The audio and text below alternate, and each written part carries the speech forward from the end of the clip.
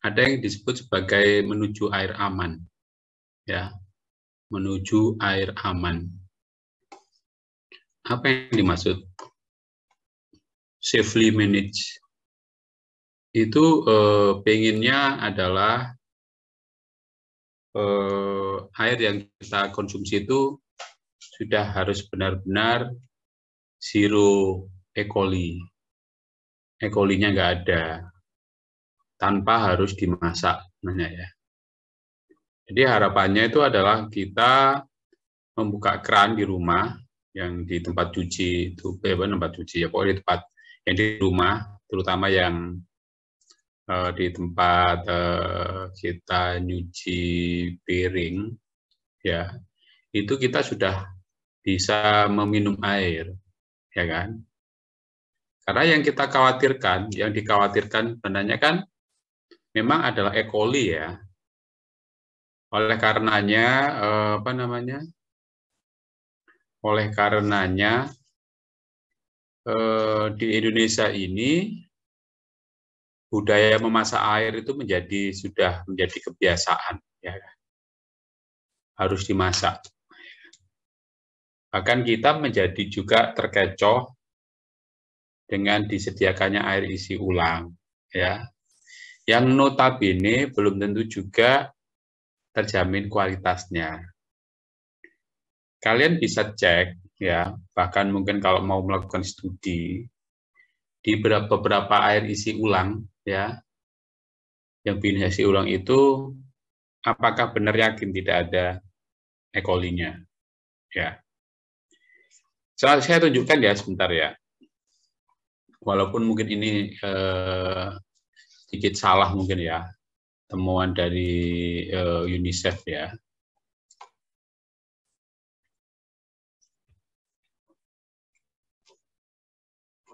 Bentar.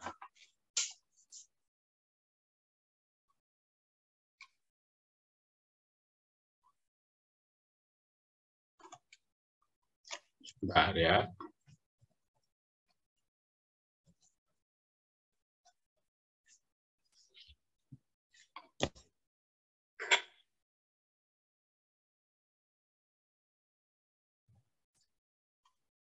Coba, ini baru aja berita ini muncul 1 hari lalu, 4 hari lalu, kelihatan nggak? Lihat kan, ya? UNICEF 70 sumber air minum di Indonesia tercemar tinja. Nah, sedangkan yang bawah ini dari 70% air minum tercemar tinja. Yang bawahnya air minum di Indonesia terkontaminasi tinja. Balik lagi nih.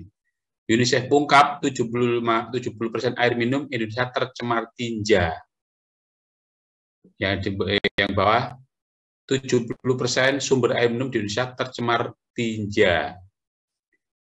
Kita lihat aja, kita baca, ya. Kita baca.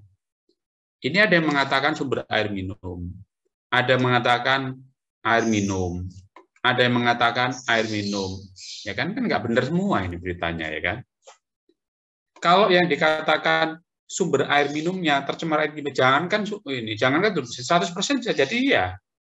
Kalau yang dinamakan sumber itu adalah mata air, air tanah, sungai, air permukaan, ya kan? Makanya yang kayak gini ini perlu kita cek. Walaupun yang mengatakan teman saya, ya, mungkin teman saya pasti dia sangat hati-hati. Saya kenal, ya, Maraita ini teman saya. Kita cek, ya. Teman saya di Bank Dunia sekarang jadi World Bank, ya, di UNICEF. Kita baca, ya. Kita lihat satu-satu nih. Ini kelihatan ya ini, ya, tampilan yang ini. Kelihatan, Pak. Kelihatan. Ya, nah ini, ya.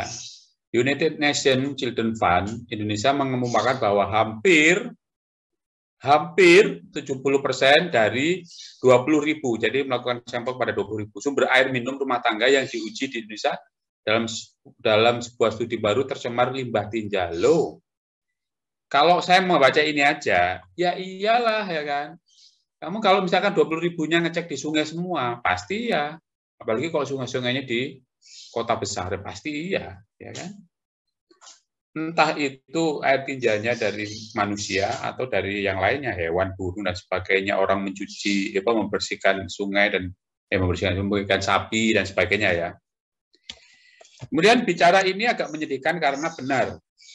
Datanya dari Kemenkes menyatakan bahwa air dari rumah tangga, air dari rumah tangga 70% tercemar limbah tinja, kata Maraita, teman saya ini. Selaku water sanitation hygiene spesialis. Ini kakak seniornya Mbak Bu Ukti ya, Maraita ini dari ITB.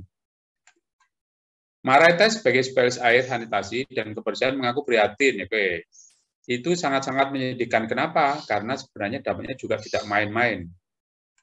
Fakta tersebut rupanya turut menyebabkan penyebaran penyakit diare. Iyalah ya kan.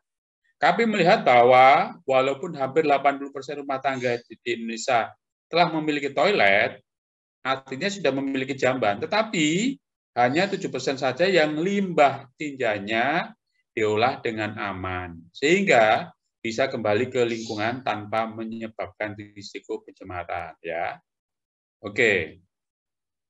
Namun, Maraita menyatakan terdapat beberapa upaya untuk merespon hal tersebut. Ia mendorong masyarakat perlu meningkatkan perilaku hidup bersih dan sehat. Oke. Untuk meminimalisir terjadinya penyakit, pastikan toilet di rumah terhubung dengan sistem perpipaan atau PVC. Sedot 3 kali setahun. Jangan tunggu sampai penuh. Ya, mahal. Tidak lupa Maraita mengingatkan untuk memasang WC yang benar atau berhubungan dengan ini dan seterusnya ya. Oke, kita lihat di sini. Kita lihat yang di sini nih, Hidayatullah nih. Sebel banget nih kalau yang tulisan kayak gini nih. Jadi kalau sebel banget itu apa? Upaya yang sudah dilakukan pemerintah Indonesia termasuk saya dalam program-program itu menjadi sia-sia kalau gini nih. Lagi nulisnya gini. 70% air minum tercemar tinja. Ya. Ini aja nulisnya dari berubah ini. Yang harusnya sumber air menjadi air minum. Menjengkelkan. UNICEF, Maraita mendorong masyarakat perlu perilaku hidup higienis dan sehat. PHBS itu perilaku hidup bersih dan sehat. Ya. 70% air minum dalam rumah tangga di Indonesia tercemar tinja. Bicara ini dah oke ya. Oke ya kan. Ya sama ya. Judulnya aja udah wow. Nah, yang dimaksud ini ya, yang dimaksud di dalam tulisan tersebut sebenarnya ketika orang sudah mengambil air dari sumber-sumber yang dianggap baik, entah itu sumur, ya, entah itu mata air, entah itu juga air keran yang dari perpipaan yang dibangun oleh program seperti Pamsimas atau apa, terus dibawa dia ke rumah, kemudian ditampung di dalam wadah misalkan ya, wadah gentong misalkan gitu kan. Sampelnya diambil, ya kan? Sampelnya diambil, dicek sebanyak 20.000 sampel, 70%-nya tercemar E. coli, ya kan? Wow, ya kan? Tapi kemudian apakah orang kita itu langsung minum? Nah, ini beragam, ya kan? Ada di wilayah-wilayah tertentu yang mungkin edukasinya kurang, ada yang langsung diminum. Saya pernah cerita waktu di kampus sana kan, orang pinggiran pantai mendapat airnya ya memang dari mata air sekitar atau sumur-sumur yang payo, kemudian mendapatkan program yang namanya Pamsimas berbentuk keran, sudah di rumahnya atau sudah berbentuk keran umum, ya.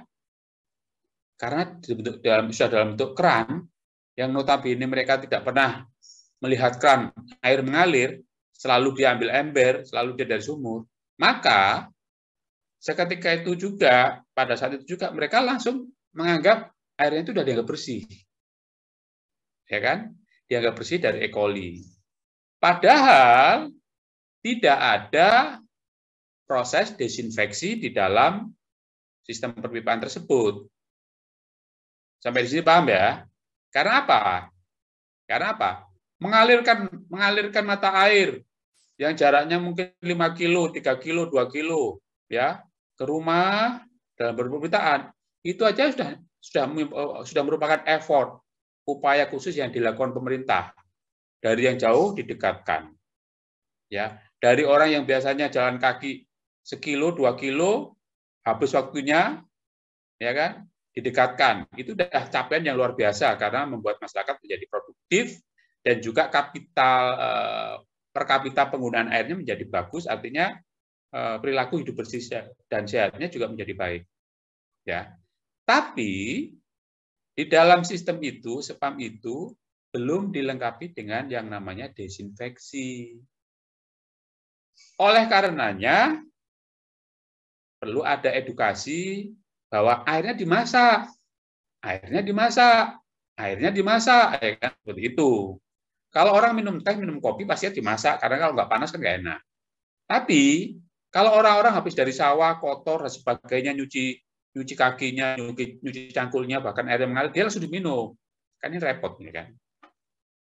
Seperti itu ya. Terus ada juga orang yang belum dapat sambungan rumah, dia dari kran umum, dia ngambil dari ember, dibawa ke rumah. Karena dia udah ngambil dari ember, dibawa ke rumah, dimasukkan gentong. Gentongnya ada jentiknya, karena jarang dibersihkan. Jentiknya tidak dikasih air rahmat, tidak dikasih klorin. Maka muncullah juga jentik, dan juga ada penyakit lainnya yang dibawa, mungkin lalat atau apa, atau tempatnya yang kotor, yang juga mungkin ada E. coli-nya. Ya. Sampai sini paham ya? Nah, tadi saya balik lagi. Negara kita untuk ngurusin air aman yang bebas E. coli masih jauh banget. Makanya itu kalau temuannya 70% dari UNICEF ya terkonfirmasi bagi saya ya, terkonfirmasi ya iyalah sumber airnya, ya kan?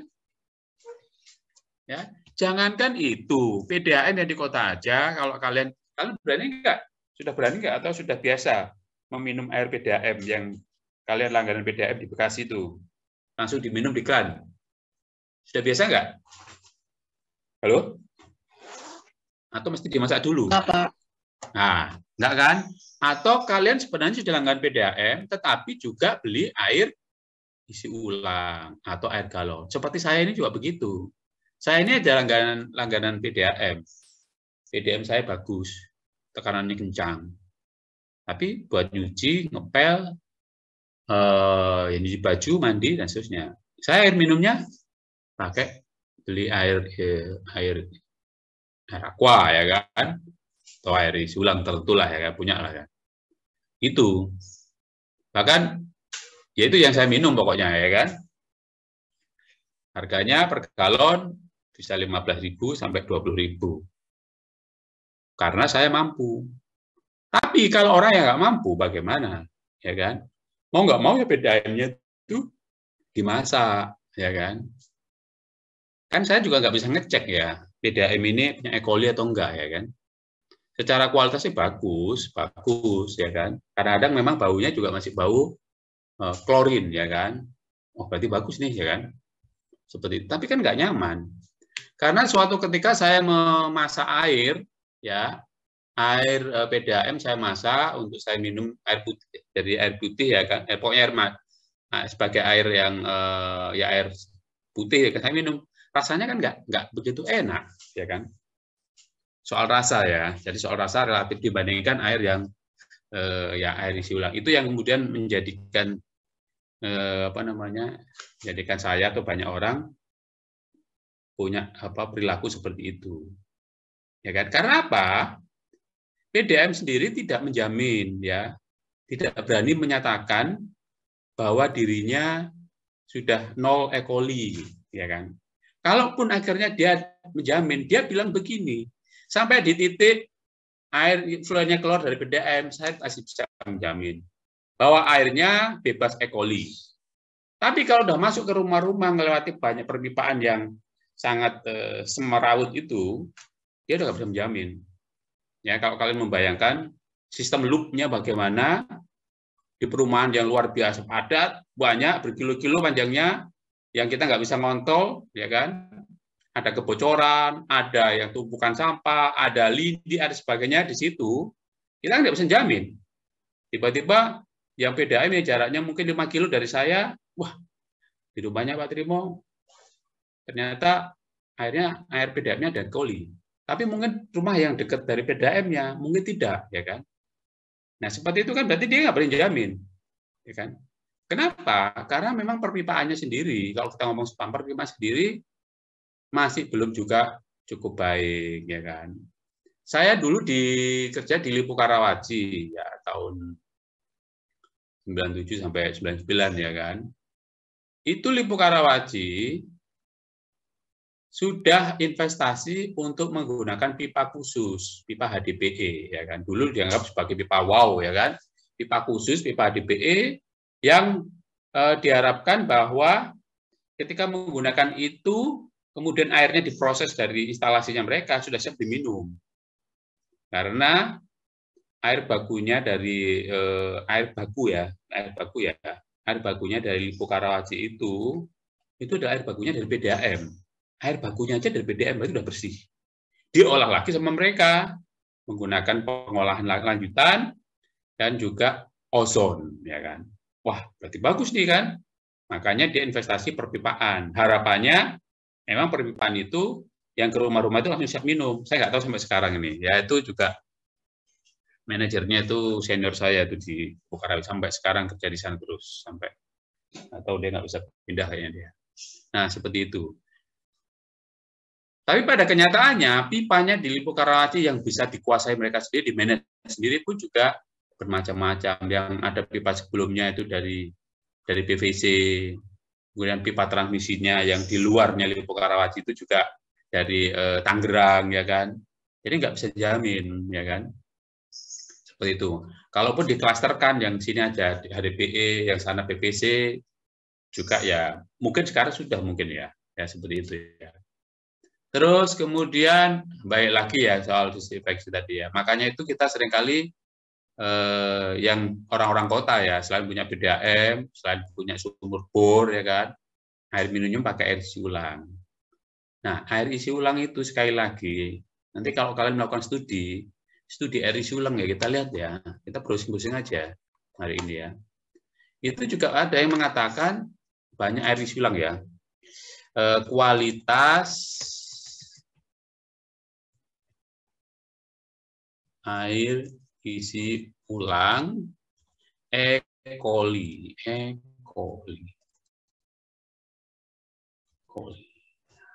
Ini kita lihat. Analisis Escherichia coli dalam air minum isi ulang. Kemudian cemaran mikroba Escherichia coli dan total bakteri coliform. Ya, adalah banyak nih. Ini ada nih. Ini ya. Nah, ini detik ini ya. Ini setahun yang lalu, 1,5 tahun yang lalu. Kemudian belum share screen. Ya, belum. Oh iya, maaf, belum. Maaf. Ya, saya menunjukkan betapa pentingnya kita itu melakukan disinfeksi ya. Ini ada jurnal-jurnal, tadi itu ada detik.com bentar. Kita lihat. Karena ini udah banyak banget ini yang dikomplain nih. Ini ada lagi kualitas air isi ulang. Lebih banyak ke jurnal ya. Oke, kita lihat tadi yang ditulis oleh detik.com. Mana tadi? Ini dia judulnya. Banyak air galon isi ulang mengandung bakteri E. coli. Nah, ya kan? Banyak air galon isi ulang banyak mengandung bakteri E. coli. Inilah ciri-cirinya. BPS menunjukkan sumber terkontaminasi bakteri di 10 dari 24 provinsi. Nggak main-main ya kan surveinya. Ya. Bahkan kualitas air ini kian memburuk di tengah tingginya kebutuhan masyarakat saat pandemi. Apalagi ini. Salah satu yang kerap menjadi sumber air masyarakat adalah air isi galon. Tetapi tak semua depot air galon terbukti aman dan layak konsumsi. Salah satu riset Universitas Padjadjaran menemukan 50%, lihat 50%. Air isi di Kabupaten Bandung, padahal Bandung ya, Bandung terkontaminasi E. coli. Pasalnya, infeksi bakteri E. coli terdapat di sumber air bisa memicu infeksi dan bla bla bla lah ya kan. Lantas bagaimana mengetahui, yang kalian baca lagi? Ya. Apa? Coba bayangin itu di Bandung loh ya. Bayangin kalau di daerah-daerah. Bandung, Barat, Bandung itu sumber airnya berasal dari mata air. Karena Bandung itu kan dataran tinggi. Ya,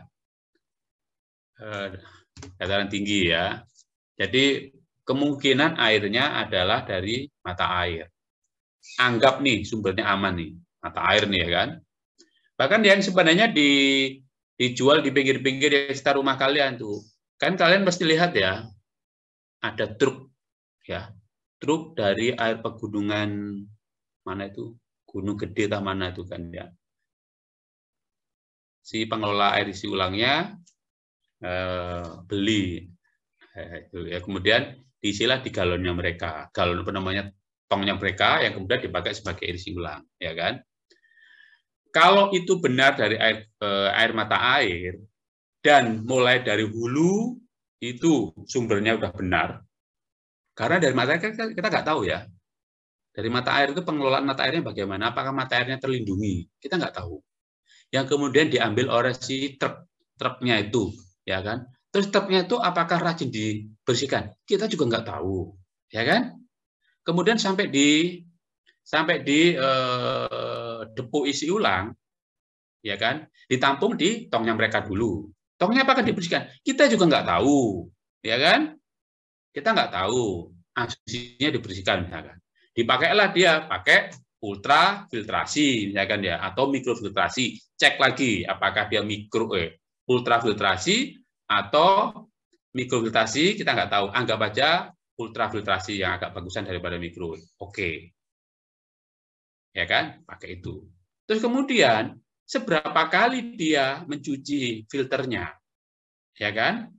Jangankan filter ultrafiltrasi, yang reverse osmosis saja. Kemarin saya ngajar kuliah di mana ya? Atau di kalian juga ya? Yang kemarin ya, yang reverse osmosis saja 40%-nya itu dibuang loh. Ya. 60%-nya sebagai air filter atau air yang tersaring yang bagus, 40%-nya dibuang. Dan kemudian reverse osmosis itu harus juga sering dicuci di membrannya. Nah, ini air depo isi ulang nih, ya. Membran mikrofiltrasinya atau ultrafiltrasinya sering dicuci enggak, sering diganti enggak. Kalau bisnis yang air yang merek tertentu itu ada SOP-nya, tapi SOP-nya dijalankan enggak.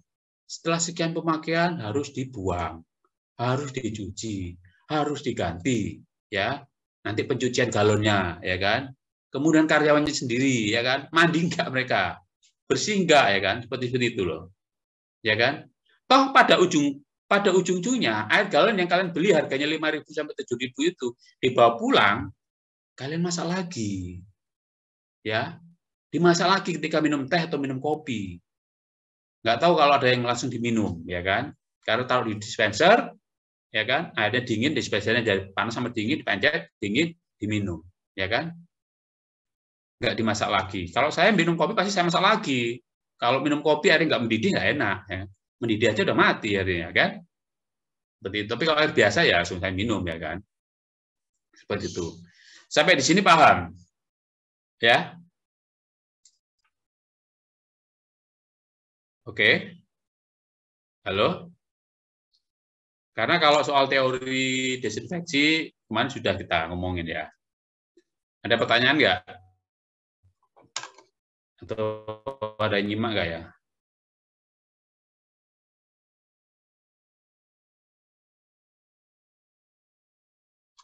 Halo? Bisa dipahami?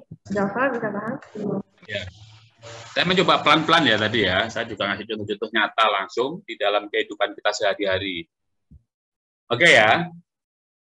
Kembali lagi bahwa PR Republik Indonesia tadi itu, ya, kita ngomongin yang perkotaan, yang notabene adalah DAM yang menyediakan, ya. Kalau perkotaan yang menyediakan DAM, ya, jadi Bekasi, Depok, Bogor, Subang, ya kan, kecuali yang Subang di ujung sana, ya kan, itu mungkin tidak disediakan BDAM karena BDAM tidak bisa menjangkau. Yang tidak menjangkau, yang tidak bisa dijangkau oleh BDAM, maka masyarakat bergotong royong membuat sistem sendiri yang juga dibiayai oleh pemerintah, ya kan? Ada kontribusi masyarakat, ya contoh program PAMSIMAS itu, ya. Yang kemudian mereka mengupayakan, misalkan siapa yang Subang ini kemarin membuatlah sumur ya, sumur yang rumahnya kira-kira berjarak ratusan meter dari laut, ya kan. Ternyata sumurnya itu masih juga payau. Anggap aja sumurnya nggak payau, maka sudah cukup bagus, ya kan, sudah cukup bagus. Tentu kalau sumur, ya kan, dengan kedalaman tertentu, ya, bukan sumur gali, saya ngomong sumur yang dibor itu dengan kedalaman tertentu, maka dia sebenarnya tidak tercemar oleh E. coli, ya kan? Karena kan kalau sumur bor dengan kedalaman tertentu dia melewati lapisan impermeable, lapisan impermeable, di bawahnya lapisan impermeable yang menjadi air artesis itu yang dibor, ya, dibor kemudian pakai pompa submersible, maka itu yang kemudian dipakai oleh masyarakat sehari-hari, ya kan, baik melalui sambungan rumah maupun kan umum, ya kan. Nah, sekali lagi bahwa soal penanganan yang oleh rumah tangga itu juga menjadi concern oleh kita semua, ya kan. Semuanya disediakan bagus, tapi rumah tangga enggak. Tadi itu seperti contoh mengisi air di dalam gentong, tapi gentongnya nggak pernah dibersihin, ya, dan seterusnya. Nah, oleh karena itu, ya dulu zamannya Pak Harto, air pokoknya harus dimasak, ya kan. Air itu harus dimasak untuk mematikan, ya kan. Seperti itu, ya. Nah, fungsi dari desinfeksi adalah seperti itu. Balik lagi, tadi ya saya katakan, perkotaan PDAM mengalami masalah seperti itu. Pedesaan jauh lebih mengalami, ya kan. Karena tadi itu yang dari jauh didekatkan, tapi kemudian tidak ada desinfeksi. Kalau PDAM ada desinfeksi, jelas, ya kan. Kalau yang pedesaan tidak ada desinfeksi. Tadi seperti di Subang tadi, setelah dibor, ya keluar airnya nggak ada desinfeksi. Walaupun mungkin di dalam keluar dari sumur bor itu tidak kena E. coli, ya kan, tapi tidak ada proses desinfeksi. Oleh karenanya pemerintah juga sedang mendorong ada program untuk membuat bak-bak desinfeksi, ya, di beberapa kegiatan itu. Nah, nanti ada tantangan lagi ketika orang mau minum airnya yang masuk ke rumah yang E. coli-nya sudah 0, tapi bau desinfektan, dia nggak mau juga, seperti itu, ya. Makanya orang lebih suka untuk membeli air galon karena nggak mau bau daripada desinfektan. Oke, ada yang bertanya? Sampai sini dulu sebelum kita masuk ke pengolahan khusus. Halo? Saya Pak. Ya. Jadi, kaltanya dibuka. Nah. Ya Pak, jadi tadi yang 70% itu yang tercemar itu sumbernya atau air minumnya Pak yang udah jadi? Iya, ini masih belum jelas, ya. Ya, tadi, ya. Masih ini kalau dia mengatakan sumbernya, ya. Kalau sumber tadi saya katakan, ya pasti iyalah, ya kan. Nah, kalau yang ini itu air sudah diolah, seakan-akan sudah diolah, masuk ke rumah, yang kemudian masih saja tercemar, ya kan. Kalau sumbernya dia juga nggak jelas nih sumbernya apa, sumur gali, sumur bor, sungai atau apa. Kalau sungai, ya pasti bukan hanya 70 tapi 100%, ya. Kita mau baca lagi nih, coba lihat, ya. Yang ini tadi ini, air minum. Ya. Air minum di Indonesia 70% terkontaminasi tinja. Ya. Maraita mengatakan angka tersebut berdasarkan data dari Kemenkes. Ia pun mendorong masyarakat untuk menerapkan perilaku hidup bersih dan besar. Nah, Kemenkes kan yang mengeluarkan ini, kan Kemenkes juga ada direktorat mengenai studi-studi inilah, ya, saya lupa namanya itu, riset, ya. Ini nggak ada yang dikatakan, ya kan. Nah, Kalau dia mengatakan ini hidup bersih dan sehat, ya, berarti sebenarnya dia juga mendorong membuat sanitasi yang baik. Artinya yang dianggap sebagai yang bersih ini sepertinya memang sumur-sumur tadi itu, sumur-sumur ya. Ini nggak ada yang ini. Bentar ya.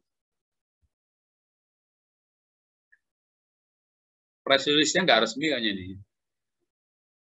Nih, belum lama ini UNICEF menyatakan jika dari 20... Punten, belum share screen. Walah. Nah ini, urbanbogor.com.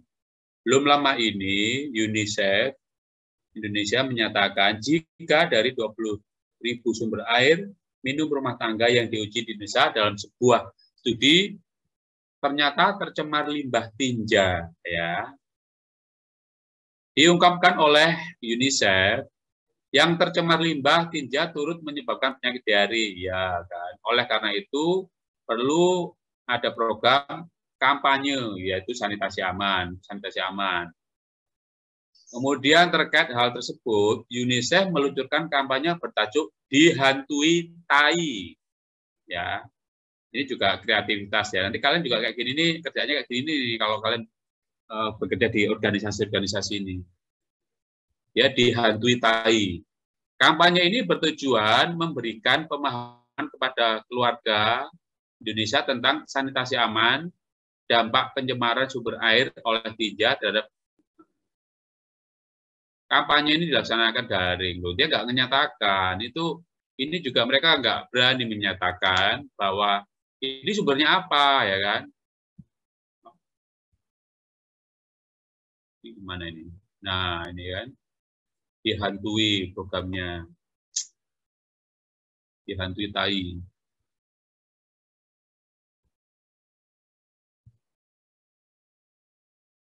Tapi kalau kita balik ke BPS, ya, BPS yang pernah saya tayangkan di awal dulu, saya tayangkan lagi ya, supaya kita refresh lagi. Ya,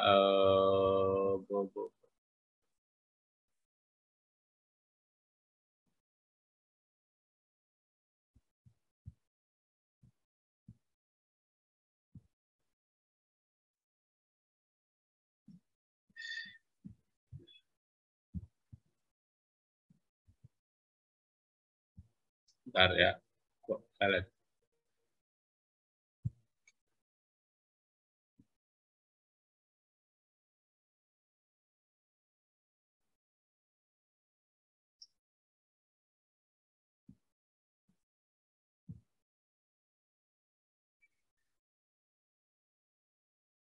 nggak bisa buka ya.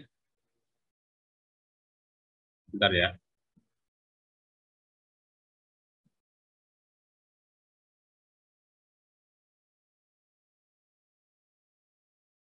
Wah, yang mana ya? Spam atau apa dulu ya?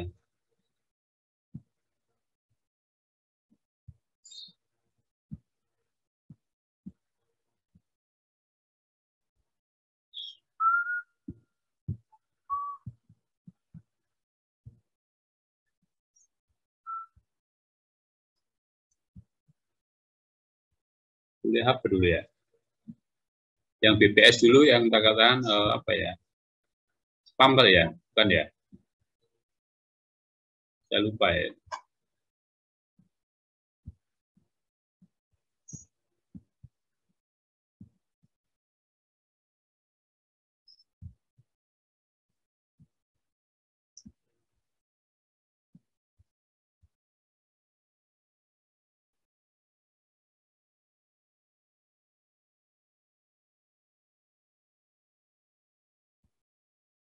Nah, ini spam ternyata. Bentar ya. Coba lihat yang ini. Ya. Capaian akses, kelihatan ya. Capaian akses air minum di Indonesia. Ya. Ini dia mengatakan presentase rumah tangga menurut provinsi, tipe daerah, dan sumber air minum layak. Ya, dia mengatakan sumber air minum layak ya. Apa yang dimaksud sumber air minum di dalam konteks tabel ini yang punya BPS? Ini dia di bawah ini catatan. Konsep yang digunakan mengacu pada metadata SDG, di mana rumah tangga dikatakan memiliki akses air minum layak atau akses to improve water, yaitu jika sumber air minum utama yang digunakan adalah ledeng, air terlindungi, dan air hujan. Artinya apa? Bahwa ledeng dan air terlindunginya itu tercemar, ya, tercemar. Yang 70% tadi. Kalau air hujan kan oke lah ya kan. Nggak usah dihitung dulu lah air hujan ya. Baik ya. Tapi kalau air hujannya ditampung di dalam wadah, ya, di dalam wadah gentong, kemudian gentongnya itu yang diambil sampelnya. Ditanya ibunya, Bu, orang surveyornya nih ya, saya surveyor atau kamu surveyornya. Bu, airnya dari mana? Oh, dari air hujan. Sekarang di mana? Ada di gentong, ya kan? Boleh nggak saya cek? Ternyata cek E. coli-nya banyak banget. Ya iyalah, ya kan? Apalagi tidak dikasih tahu cara ngambil air dari genteng. Itu genteng, habis 3 hari yang lalu ada kucing ikut di sana, hujan, airnya masuk ke wadah, baru ditaruh ke gentong. Ya jelas, ya kan? Ya kayak gitu tuh, ya kan? Kan mestinya kan gini, kalau hujan pada saat pertama kali turun deras, biarkan dulu airnya, ya kan? Baru kemudian talangnya dibelokkan, kalau udah hujan dibelokkan, baru ditaruh di wadah. Genteng saya aja, kalau saya manjat sekarang itu ada tai kucing tuh ada itu. Tiap hari ada tai kucing tuh. Walaupun tiap hari hujan, ada tainya air kucing tuh masih nempel aja di situ, ya kan? Nah kalau itu kemudian diambil, ya jelas ada E. coli, ya. Terus kemudian ini air ledeng dan air terlindungi. Air ledeng, anggap aja semua keran itu, pokoknya air ledeng itu air yang lewat perpipaan.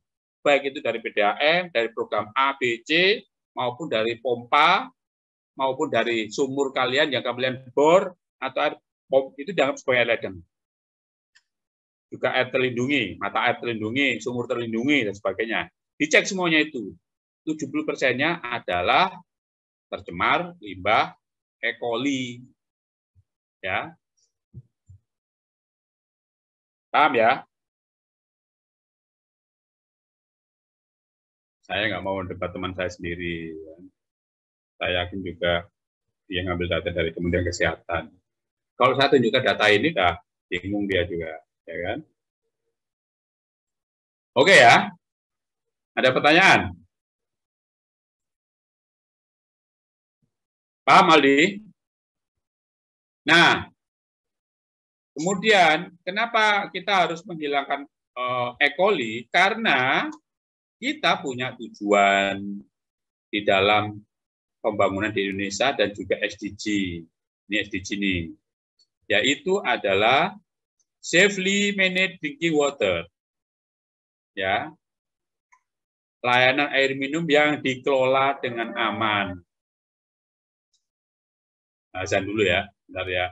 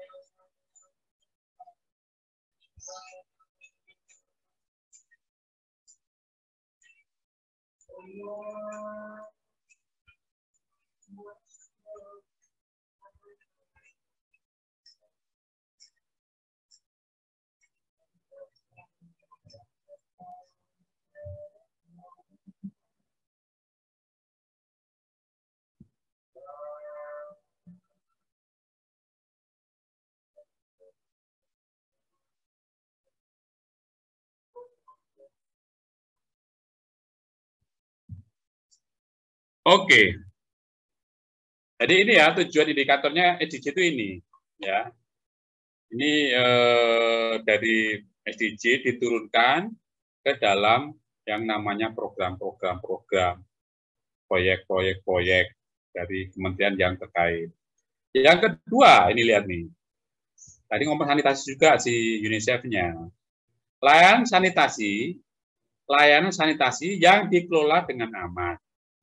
Kemudian ada fasilitas cuci tangan dengan sabun dan air. Kalau ini sudah oke, misalkan di PDAM, ya tadi PDAM atau juga kalian membangun sumur terlindungi udah oke, maka apakah kemudian layanan sanitasi dikelola dengan aman? Di mana ini punya potensi mencemari sumber-sumber air, sumur tadi itu.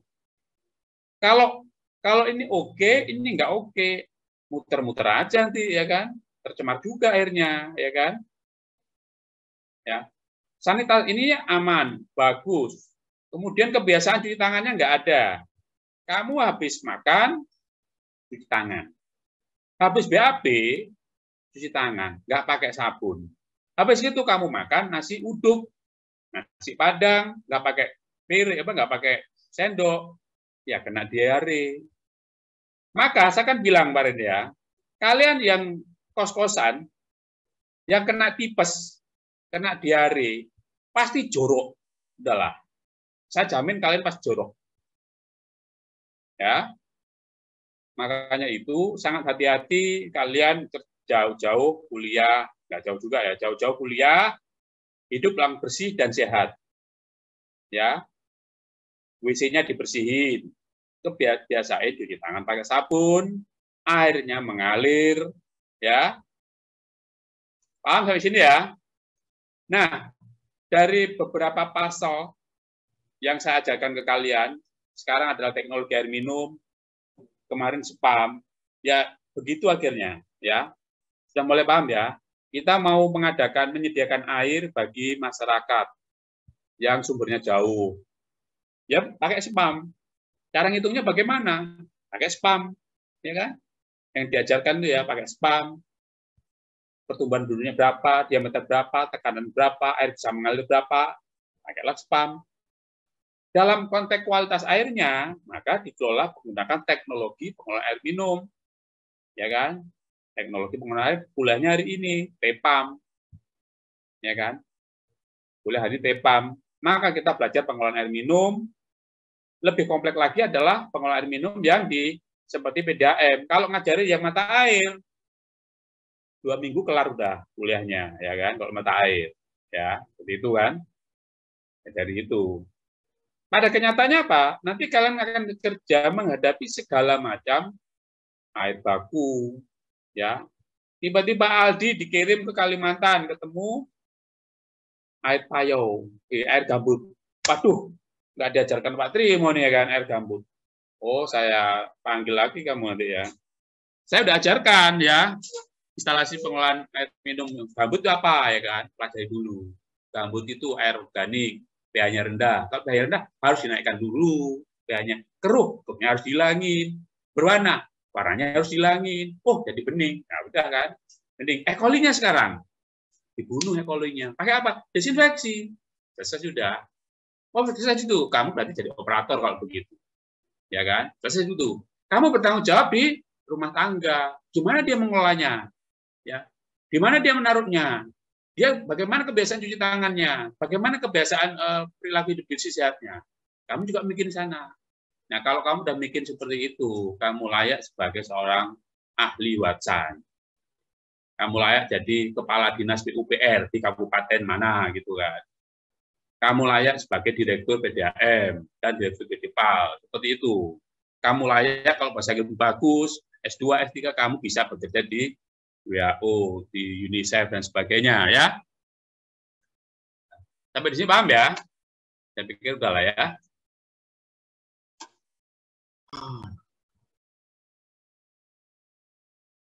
Ada yang bertanya? Ini jam 3 menit lagi kita 4 masuk ke pengolahan khusus. Silakan kalau ada yang bertanya.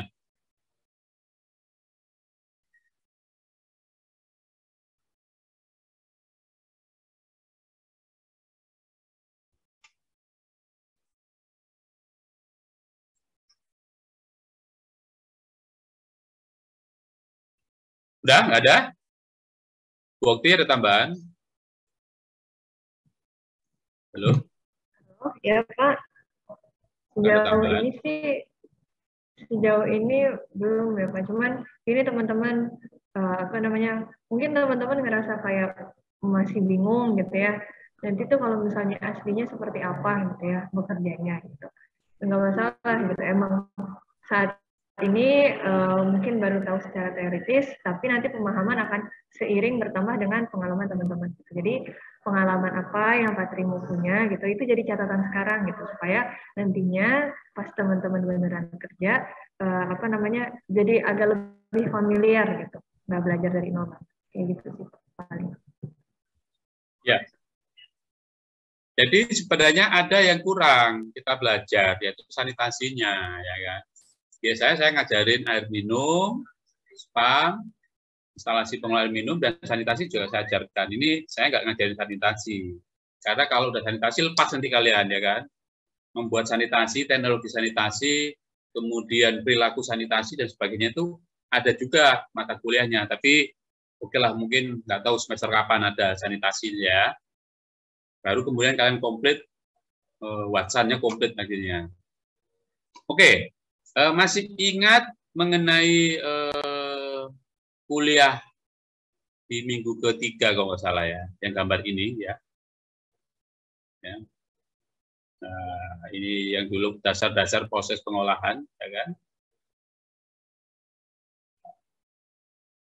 Kalau ini udah ya konsep pengolahannya, mendapatkan air yang layak konsumsi. Permenkes 492 2010 tentang syarat-syarat kualitas air minum. Ini harus hafal nih. Kemudian, kalau mereka nggak paham peraturan, maka pengolahan itu adalah mendapatkan air yang dapat diterima masyarakat secara estetika. Tidak berwarna, tidak keruh, tidak berbau, ya cukup suhu, dan seterusnya. Dari situ aja sebenarnya secara estetika udah bagus. Air itu sudah dianggap bagus, ya estetika. Tapi kan mereka tidak tahu bahwa mungkin ada E. coli-nya. Maka ya tadi contohnya adalah secara estetika bagus air PDAM. Masuk ke keran rumah kalian buat mandi. Bening kan airnya, tapi kita nggak tahu ada E. coli-nya.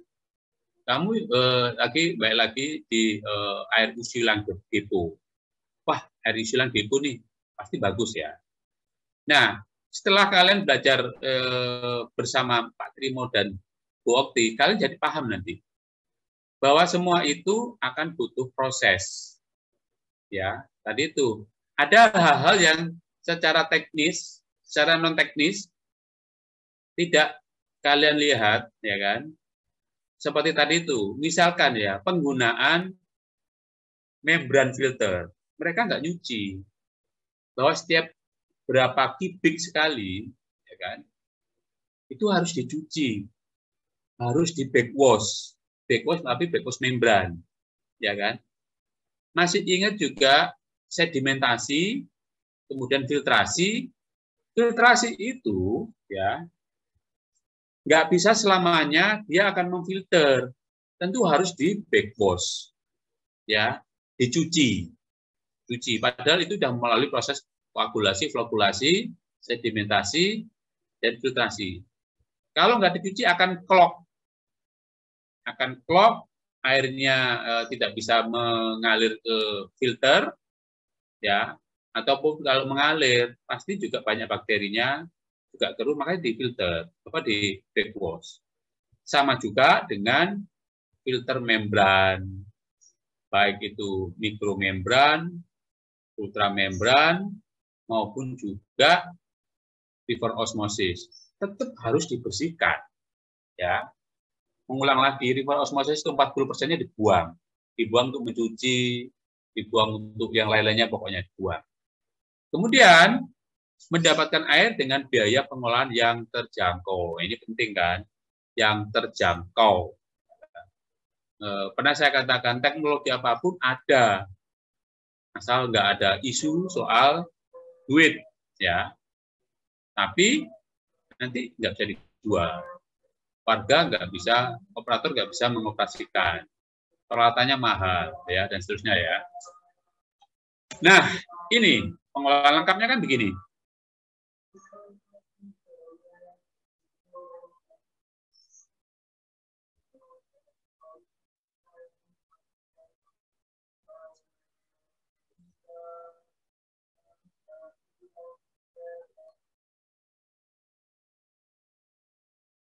Halo, suara saya jelas Mas ya? Jelas banget, Pak. Iya, karena WiFi saya kok di handphone nggak nyala, ya nggak bisa ya. Oke ya, ini mengulang lagi ya. Tahap pendahuluan atau pertama atau pre-treatment atau primary ya, itu adalah menghilangkan fisiknya, menghilangkan polutan berdimensi besar seperti sampah, plastik, kertas, kayu, bangkai dan lain-lain, lumpur kasar, grit, dan partikel diskrit didominasi oleh proses fisik. Ada apa? Ada screening, komunitor, grid chamber, sedimentasi. Tahap keduanya, setelah nggak bisa pakai fisik, pakai kimia, yaitu koagulasi, flokulasi, sedimentasi, filtrasi. Sedimentasi yang di sini beda dengan sedimentasi yang di kiri. Kalau sedimentasi yang di tengah itu setelah mendapatkan kimia, ya kan? Kemudian filtrasi, selesai sudah sebenarnya. Ya, karena tahap kedua ini dengan asumsi bahwa filtrasinya itu juga, filternya ini juga sudah nggak ada E. coli, nggak ada E. coli, tapi ternyata ada tambahan, ya, yaitu desinfeksi sebagai tahap lanjutannya. Nah, di luar itu sebenarnya masih ada tahap lanjutan kalau memang di dalam air tersebut ada parameter khusus, ya kan? Tidak harus melewati proses seperti kiri, kanan, tidak harus. Bisa jadi dia memang tidak melewati tahap pertama dan kedua, tapi dia langsung harus ada pengolahan khusus. Contohnya apa? Contohnya adalah air sumur bor yang mengandung besi dan mangan. Ya. Jadi air sumur bor atau air tanah, sekali lagi ingat ya, tanah itu adalah mineral. Ya, sehingga air yang diambil dari tanah pasti mengandung mineral. Maka di awal-awal selalu ada grafik yang sangat sederhana di Permen PUPR 2018 nomor 2007 ada kan, air tanah, mata air tanah yang sama-sama keluar dari tanah. Mata air keluar sendiri, kalau air tanah diambil dulu, dieksplorasi dulu, baru keluar. Sama-sama dari tanah, sama-sama ada Fe dan Mn. Ya, sama-sama ada mineral. Nah, kalau mineralnya tinggi, seperti Fe, Mn tinggi, yang paling umum ya, itu adalah besi dan mangan tinggi, maka harus diolah. Kalau air sumur bor dalam mengandung Fe, Mn tinggi, emang dia perlu pakai screening, komunitor, grid chamber, kan nggak perlu. Perlu pakai koagulasi, flokulasi, sedimentasi, filtrasi. Kan nggak perlu. Karena memang airnya sudah bening. Makanya saya kasih kotak merah ini karena ini bukan sebuah urutan, ya kan? Urutan mungkin hanya berlaku di desinfeksi, ya kan? Urutan manakala memang setelah difiltrasi airnya punya parameter yang lebih, tapi pada dasarnya enggak, ya kan? Nah, inilah yang disebut sebagai pengolahan khusus, ya. Apa aja pengolahan khusus? Nah, kita lihat.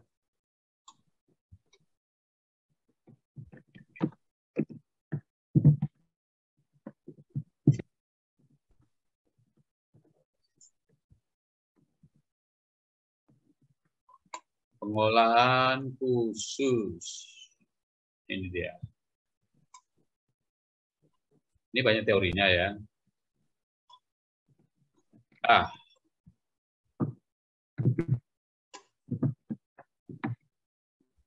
Nah, pengolahan khusus.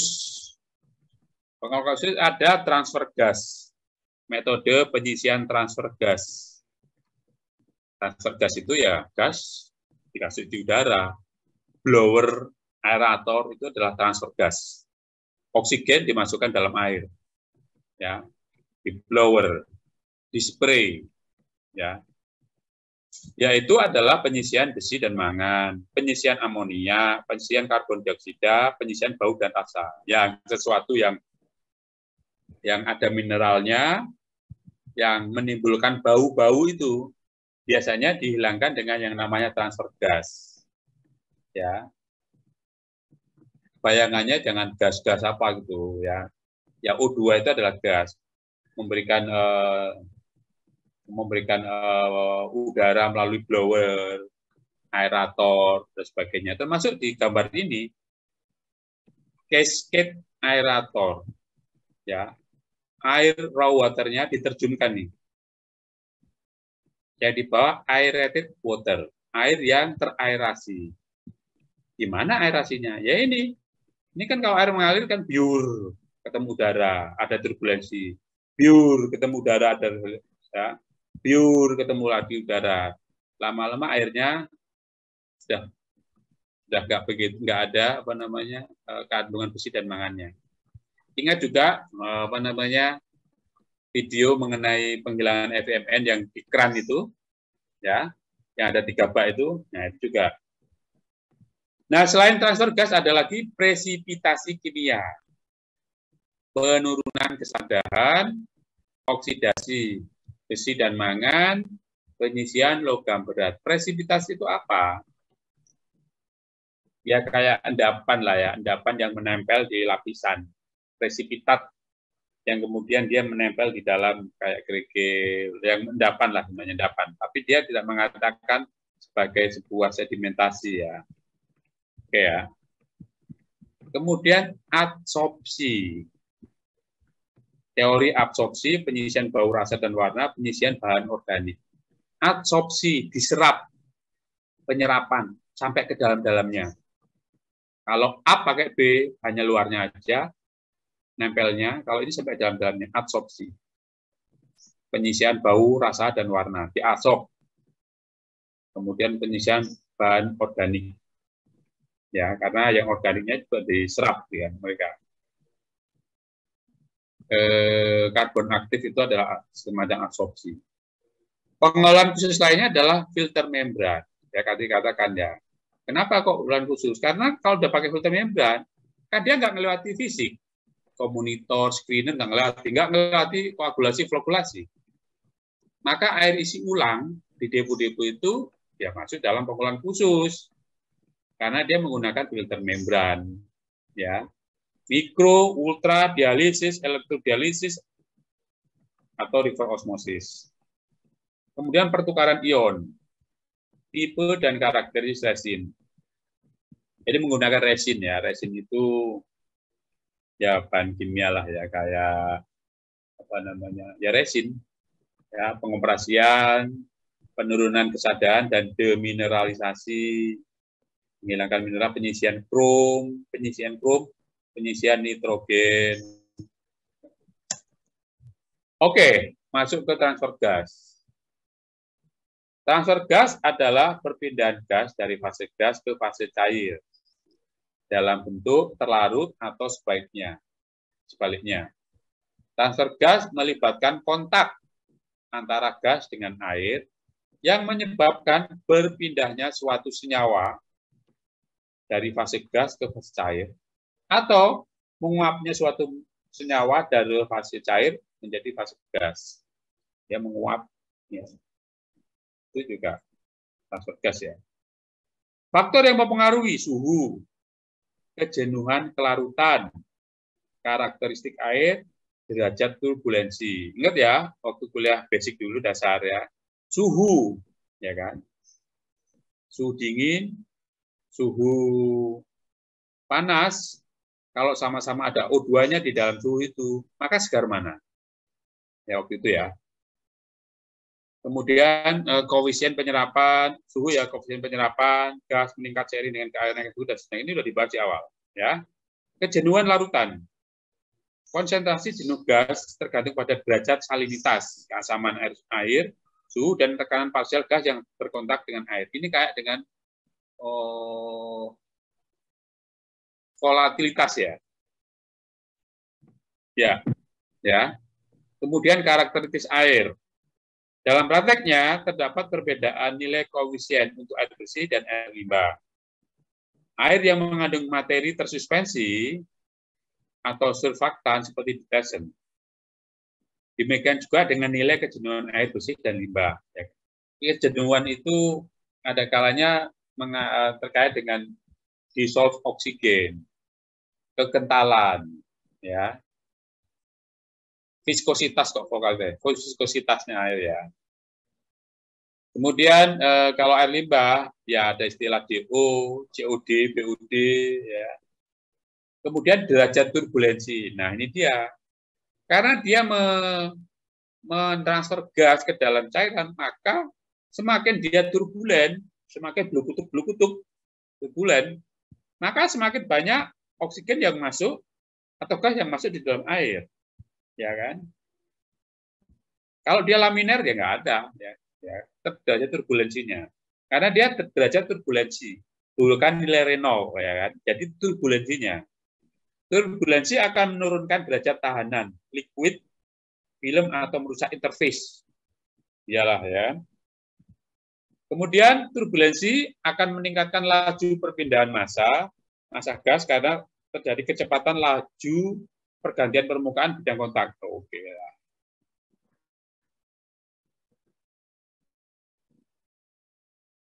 Turbulensi secara langsung akan meningkatkan nilai koefisien perpindahan.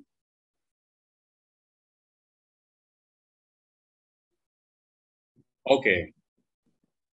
Transfer gas.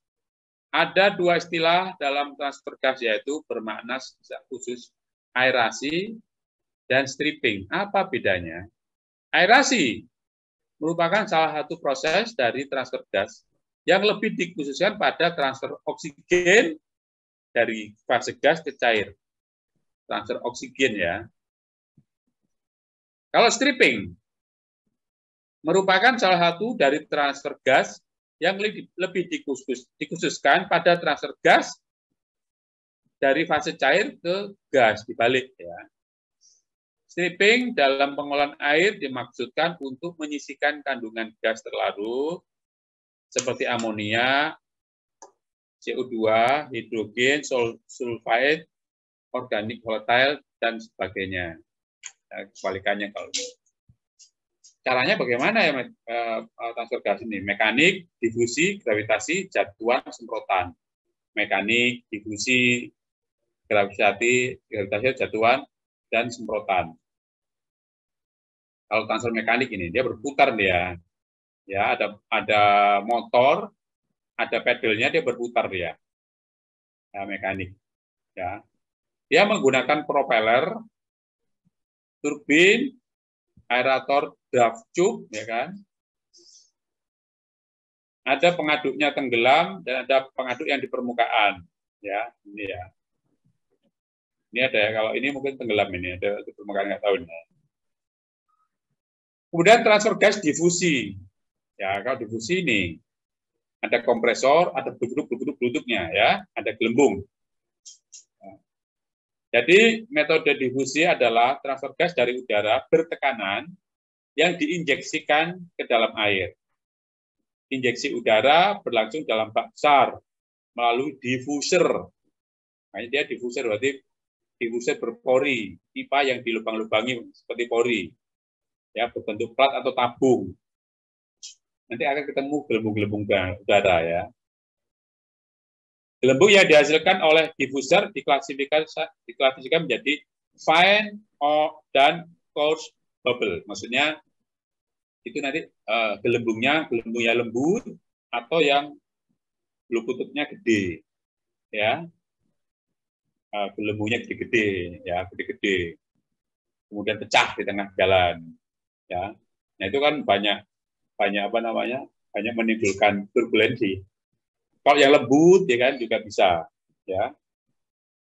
Efisiensi dapat dicapai dengan fine bubble aerator adalah 8/12. Sementara dengan bubble aerator dengan coarse bubble aerator adalah 4/8. Ya. Transfer gas gravitasi, ini kasket tadi itu, lihat mengalir secara gravitasi. Ya. Nah, tergantung beda tingginya ya. Mengalir gravitasi. Nanti ketemu udara dia. Ini ambiar, ketemu udara. Ya. Terus kemudian ada yang jatuhan. Nah, ini kan di spray kan. Ini di spray ini. Jatuh, nanti kemudian jatuh lagi, ada lubang, jatuh lagi ya, bertingkat ya. Ya. Metode gravitasi transfer gas memanfaatkan aliran gravitasi meliputi pelimpah, ini pelimpah, air terjunan air, cascade, ini cascade teori. Aliran di atas bidang miring, menara tray, ini menara tray, ya kan? Airnya dipompa ke atas, kemudian dispray. Ya. Kontak antara air dan udara terjadi ketika air dijatuhkan atau dialirkan dari ketinggian tertentu. Maka kalau kalian pernah ikut arung jeram, ya, atau di pegunungan yang ada banyak batu-batuan, ada sungai, besi, bening, airnya terpaksa harus nabrak sana, nabrak sini, lihat bebatuan, kemudian turunan. Itu sebenarnya juga transfer gas itu adalah aerasi, ya. Makanya air itu selalu segar.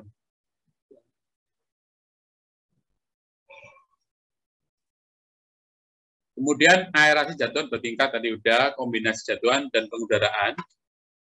Ini kombinasi jatuhan dan pengudaraan. Ini dihitungkan sini, ya. Dijatuhkan.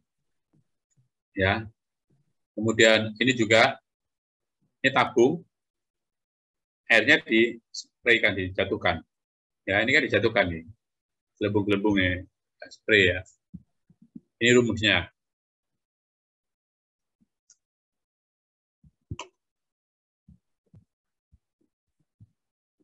Ada yang model gas semprot, ya, melalui nozzle seperti ini, ya. Kemudian penggunaan transfer gas, menyisikan besi dan mangan. Makanya yang paling sering adalah untuk membersihkan besi dan mangan. Sudah saya setelkan video mengenai pengecekan FMN ya?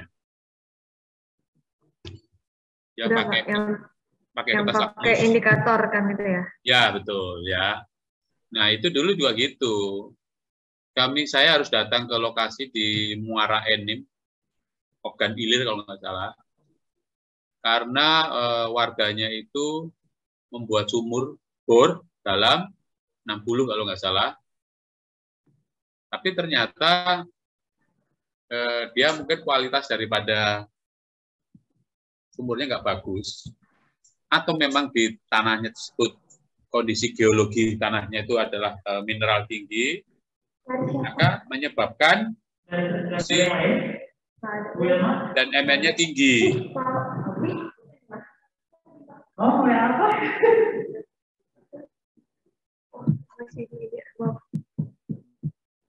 Bukti.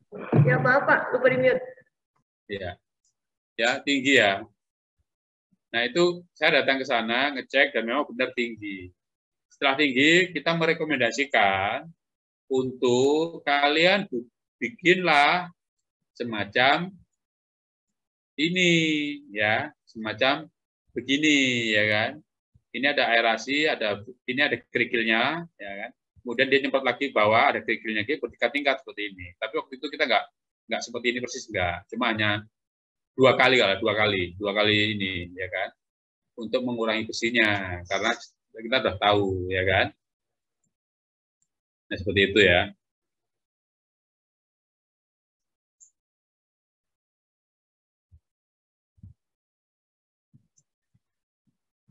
Permasalahan keberadaan besi dan mangan di air minum, ya. Besi dan mangan menyebabkan warna coklat, kuning, hitam pada pakaian, peralatan perpipaan dan seterusnya. Pada perpipaan dan instalasi, besi dan mangan menyebabkan kerak sehingga terjadi peningkatan head loss. Ini kan penting banget ya. Kalau kalian bikin spam, sumbernya mengandung besi tinggi, maka lama-kelamaan besinya itu, kandungan besi itu akan merusak pipa. Pipanya lama-lama bergerak. Ya. Oleh karena itu, ada juga kami mengajarkan ya, kecepatan aliran dalam pipa itu tidak boleh kurang daripada 0,2 meter per detik. Supaya apa? Untuk mencegah kayak gini nih, air mengalir terus, ya. Kalau dia airnya mengalirnya nggak terlalu kencang, maka ada kemungkinan dia akan terjadi presipitasi atau mengendap yang akan menimbulkan kerak. Ya, sekali lagi ada hubungannya ya. Kemudian air menjadi berasa dan berbau besi. Bener banget ini. Saya pernah ke Rokan dulu, Riau, di daerah Gambut, di daerah Rawa-Rawa ya. Nginep di salah satu hotel, hotelnya ngambil air dari sumur bor dalam. Waduh, mau keramas nih ya kan, mau mandi nih. Airnya benar-benar bau besi. Mau nggak mau, akhirnya airnya juga lengket-lengket kayak gitu. Lengket-lengket, kita pakai keramas juga nggak bisa berbusa banget ya kan. Terus segala peralatannya, baik itu showernya maupun bak-baknya itu berwarna jadinya, berwarna coklat. Ini apa ini? Ini apa ini?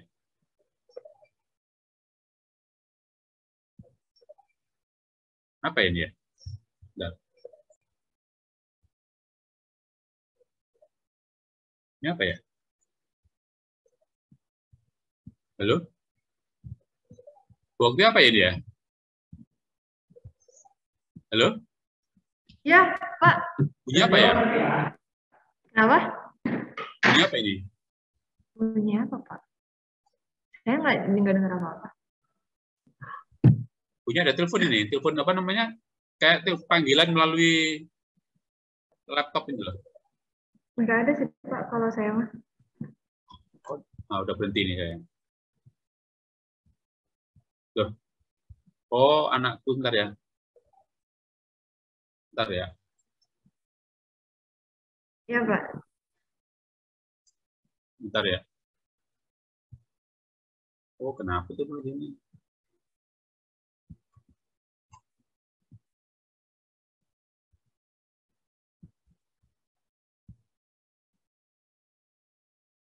Oh, bentar ya. Bentar. Sambil Pak Trimo ini beresin pesannya beliau, ada yang mau didiskusikan atau ditanyakan? Ini bakal menarik teman-teman. Enggak sih, tergantung ini ya. Apa namanya? Kalau misalnya tugas kalian gitu kan, misalnya ada yang ternyata butuh apa namanya pengolahan amonia gitu ya, amonianya tinggi gitu, maka tadi ya pilihan-pilihan tadi dipertimbangkan apakah akan melakukan transfer gas atau proses yang lainnya. Ada banyak jenis gitu ya transfer gas yang bisa diaplikasikan, nah itu juga bisa jadi pilihan. Ntar bakal kenal juga ada namanya adsorpsi gitu.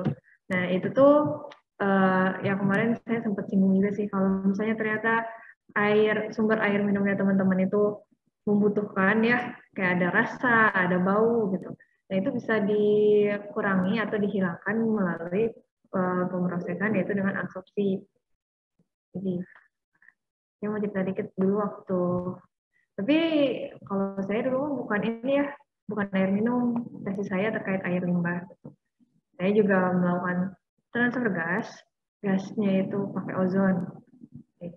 Dan juga waktu tesis juga saya bikin reaktor. Nah, reaktornya juga ada apa namanya, karena reaktor biologis biar bakterinya tetap hidup gitu. Jadi saya aerasi gitu.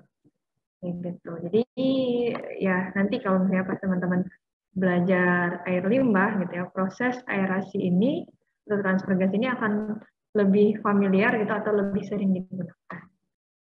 Gitu.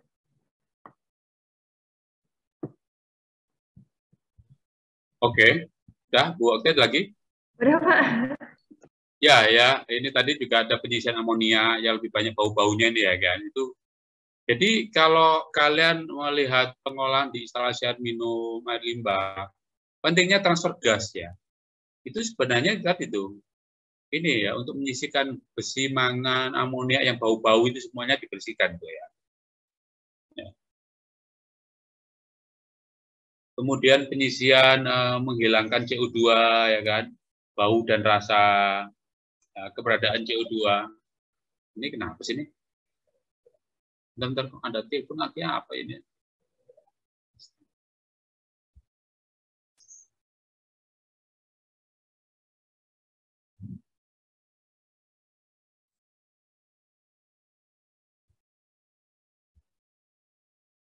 Oh alah.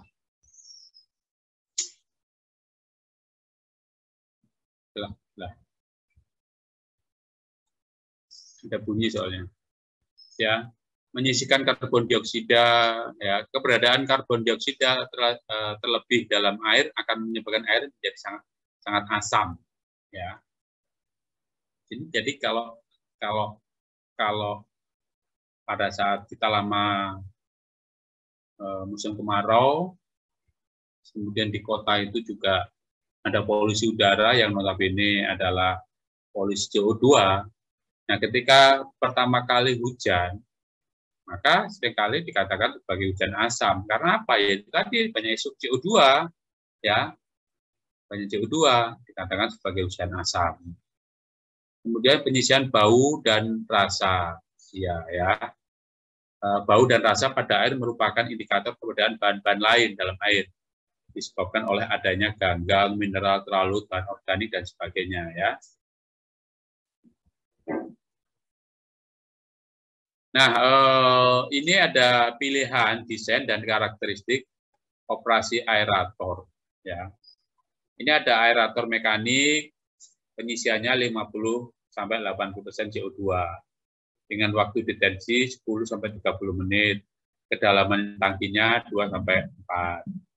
Kemudian aerator difusi, ya pakai diffuser, tinggi dia 80, ya kan. Kemudian detensinya sama 10-30. Kemudian udara yang dihembuskan 0,7 sampai 1,1 meter kubik per meter kubik. Ya. Meter kubik per meter kubik air. Ya. Tangki kedalamannya 2,7 sampai 4,5 dan seterusnya. Ini aerator gravitasi lebih kecil dia ya, 2 sampai 20 sampai 45. Kemudian ditambah lagi packing, tower, tray, dia lebih besar untuk menghilangkan CO2. Kemudian spray 70 sampai 90 ya. Nah, kemudian tabel 84 bahan kimia penyebab bau dan rasa ya, ini ada ya. Geosmin bau tanah atau rumput, metilisobor neo bau pengap, 2T, 4C, 7C anyir ya kan. Dihasilkan oleh alga biru hijau dan sebagainya. Klor, bau dan rasa klor, penambahan klor sebagai desinfektan. Kloramin, bau klor, penambahan klor sebagai desinfektan. aldehid, buah-buahan, ozonisasi untuk desinfeksi, ya kan? Dan seterusnya ya, ini hanya untuk penyebab bau dan rasa di air. Kemudian presipitasi kimia, ya. Presipitasi itu kayak ya pengendapan, ya. Presipitasi kimia mengendap karena pakai bahan kimia. Adalah proses pembentukan endapan atau presipitat dari bahan-bahan terlarut dan tersuspensi dalam air dengan penambahan bahan kimia. Tujuannya untuk memudahkan bahan-bahan tersebut mengendap sehingga kadarnya dalam air berkurang. Bahan kimia yang digunakan sebagai presipitan bermacam-macam tergantung pada bahan tersebut.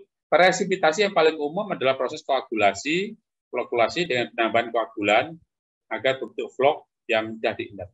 Nah, ini juga nggak tahu ini presipitasi dianggap sebagai pengolahan khusus. Sebenarnya presipitan yang dimaksud di sini ini kan sudah dianggap sebagai proses koagulasi flokulasi ya. Tapi kenapa juga ini dimasukkan sebagai pengolahan khusus ya?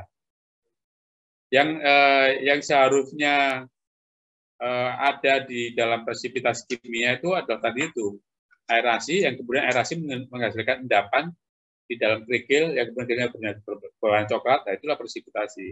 Nah, kalau koagulasi, flokulasi ya proses koagulasi, flokulasi. Tapi di dalam pemahaman ini dia juga dikatakan sebagai presipitasi ya, karena menghasilkan presipitat atau endapan.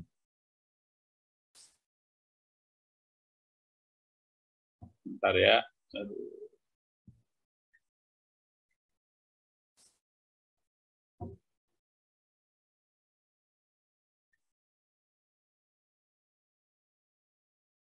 Kenapa ya?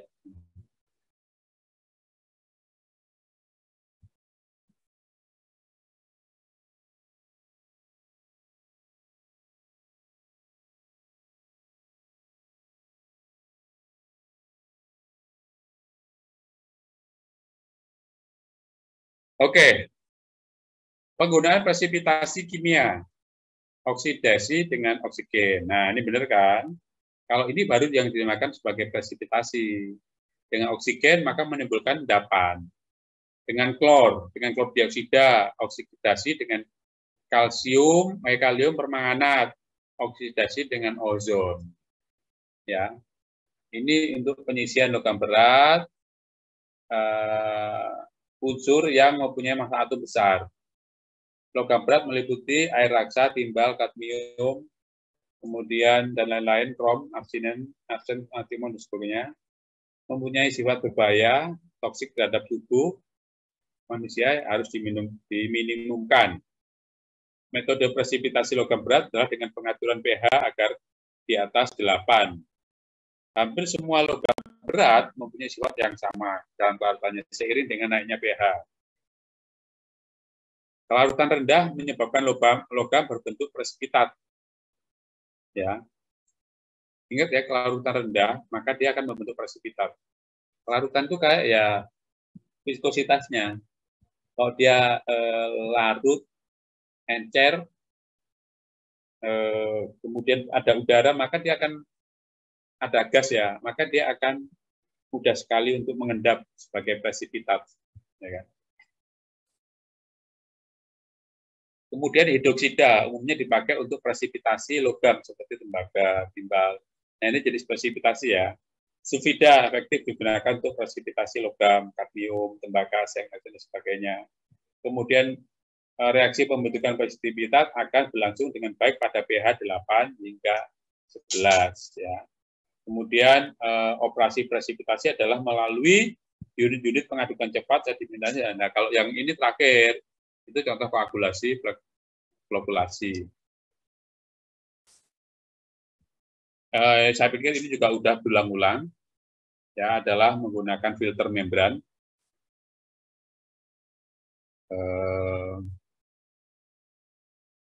Sebentar ya. Mbak Okti, Bu Okti bisa nerusin ini? Saya harus saya. Ya, sebentar ya Pak ya, saya buka slide ini.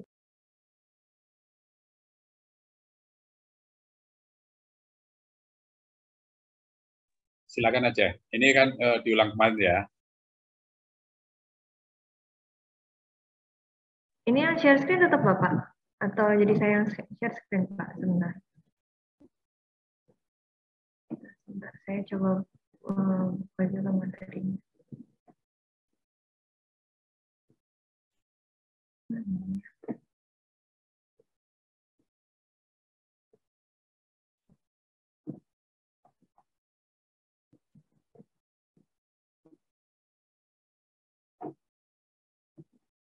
Ya, jadi kalau misalnya Bapak saya nggak nemu materinya yang mana. Bentar ya Pak, nanti Bapak yang next-nextin aja. Ini terkait filter membran ya teman-teman. Jadi membran itu dia bentuknya gitu ya, pengolahannya untuk memisahkan substansi daripada larutan. Jadi kalau misalnya pengolahan umumnya ada 3, biasanya ada separasi gitu ya, terus juga ada apa namanya difusi, sama ada mekanisme namanya transport. Nah, kalau misalnya filter membran ini dia mekanismenya adalah memisahkan gitu, apa namanya antara larutan gitu ya, yang misalnya yang kita inginkan dia bisa lolos dengan apa yang nggak akan lolos itu tergantung dari ukurannya. Jadi ada beberapa jenis filter membran, ada mikrofiltrasi, ultrafiltrasi, ada dialisis, elektrodialisis, sama ada reverse osmosis.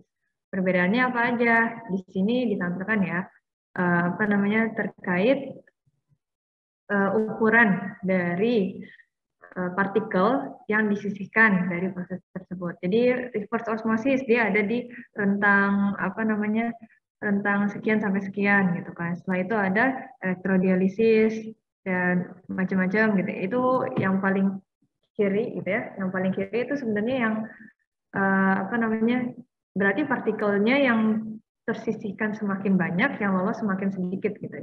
Semakin dikit yang apa namanya jadi diharapkannya pengotornya itu tinggal sedikit setelah dia melewati filter membran.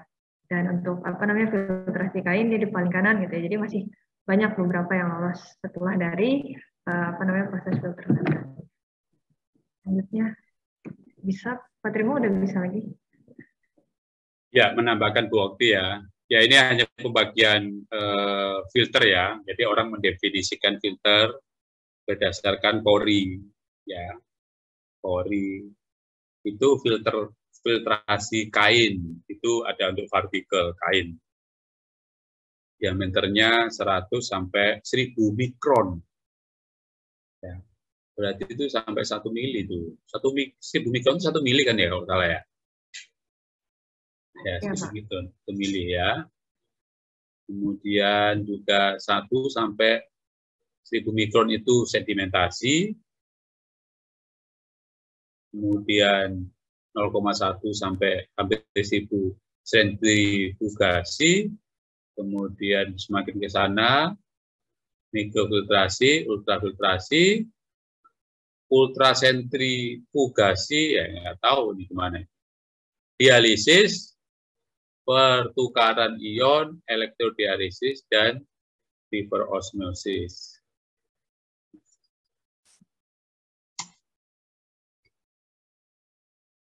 Nah, ini mikrofiltrasi, kalian mesti baca juga di buku itu ya.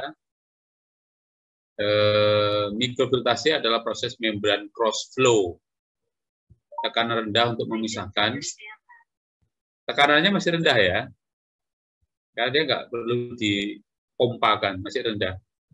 Untuk memisahkan partikel koloid dan tersuspensi. Berukuran 0,01 sampai 1 mikron. Mikrofiltrasi mampu menyisihkan kekeruhan, porosivitas besi dan mangan, organik terkoagulasi dan patogen seperti giardia dan Stachytospiridium. Coba cek ya filter membran yang untuk edisi ulang itu berapa? Nanti kita coba browsing ya. Nah, sedangkan yang tabel 8.6 perbandingan berbagai teknik membran mulai dari mikro, ultra, elektrodialisis, dan reverse osmosis.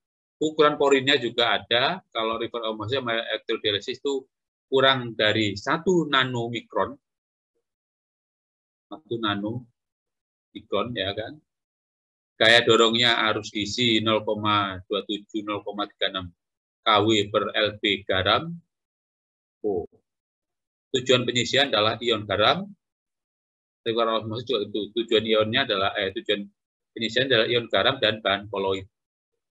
Kalau yang di atas mikro itu bakteri ya, bisa hilang. Menyerupai partikel taralut dan koloid. Kemudian ultrafiltrasi senyawa berukuran molekular termasuk mikroorganisme. Ya. Jadi kalau dia mengklaim membaca tabel ini juga sudah cukup nih ya. Nah ini jangan dibaca lagi, kan ada tabel. Elektrodialisis. Elektro, ada kalimat elektro, merupakan proses pemisahan elektrokimia yang memindahkan ion melewati membran semi-permeabel. Proses elektrodialisis pada dasarnya sama dengan proses dialisis. Faktor yang membedakan adalah pada driving force, kekuatan untuk mengarahkan, ya, mengarahkan apa yang mau disaring. Driving force pada elektrodialisis adalah adanya gaya elektromotif, sehingga akan menghasilkan tingkat transfer ion yang meningkat karena ditambah elektrolit, tingkatkan dia. Sebuah stak elektrodialisis mempunyai beberapa sel. Ini gambar sel, ya, gambar 813. Ya, stek membran tersusun oleh umpan air baku. Ya, kemudian elektroda, katoda dan anoda, membran, anion permeabel dan gasen permeabel, outlet air produk, outlet konsentrat. Tidak begitu jelas, tapi jadi membrannya itu, ini kan digesalin, membrannya itu ini. Inilah membrannya ini. Ya. Air larut lewatkan membran, yang nggak tahu modelnya nanti gimana, kemudian air produknya, air garam. Ya, dia masih menggunakan air garam. Artinya apa? Yang di sini 60%, yang di sini 40%. Ya. Itu nanti akan dipakai untuk nyuci semuanya ini, dicuci ini sebagai bagian daripada backwash.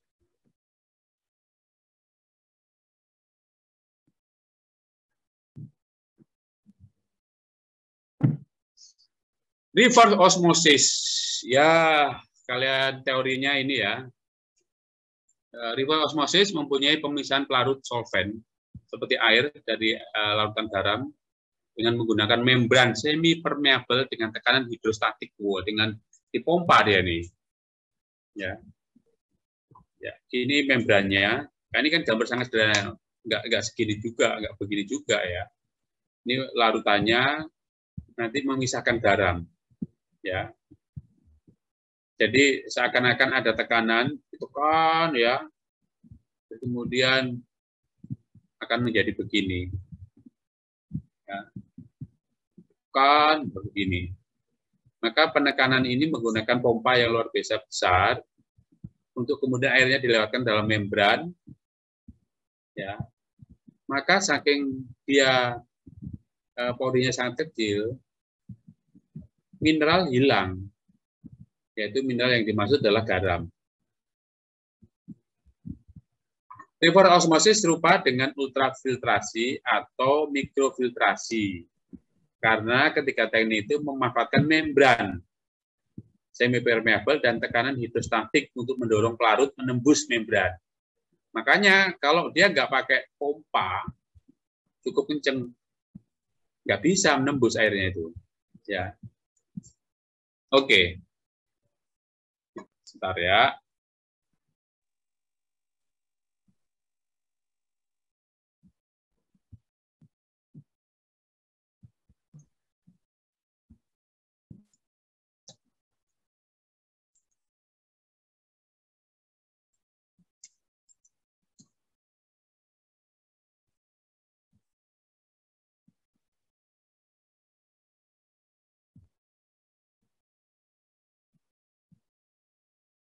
Ini kita lihat spesifikasi Mikrofiltrasi, dia berapa dia?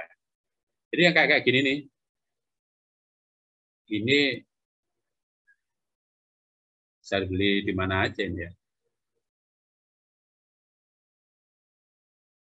Tokopedia. Bentar.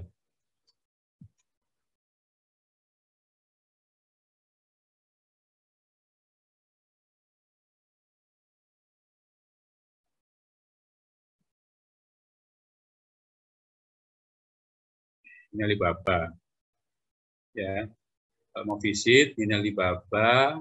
Dia mengklaim dirinya menjual membran ultrafiltrasi mikro nanosistem filtrasi ya. Kemudian apa yang ada dijelaskan oleh dia? Tidak ada nih. Tuh kan nggak dijelaskan kan?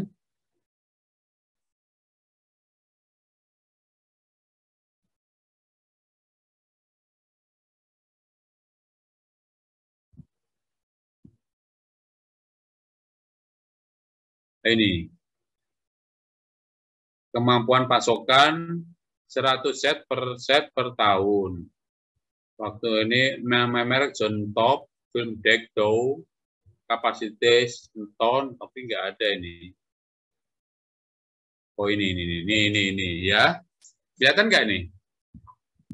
Ultrafiltrasi, sistem ultrafiltrasi teknologi adalah salah satu teknologi pemisahan membran menuju dengan tekanan, melaju dengan tekanan, yang menggunakan berongga serat membran.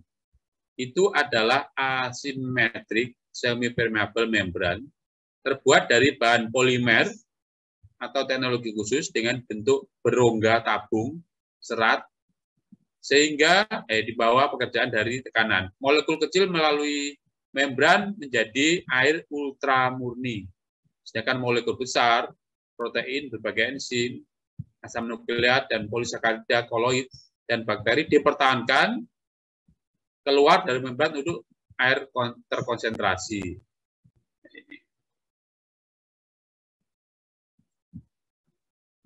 Tingkat pemulihannya 75-80, 90, tekanannya inlet sekian, tekan sekian, pH-nya, wah pH-nya tentangnya tinggi nih, bisa untuk air asam, untuk air basah ini. Dayanya adalah ini, semakin dia kapasitasnya tinggi, maka memerlukan daya sangat besar. Ya ini ya.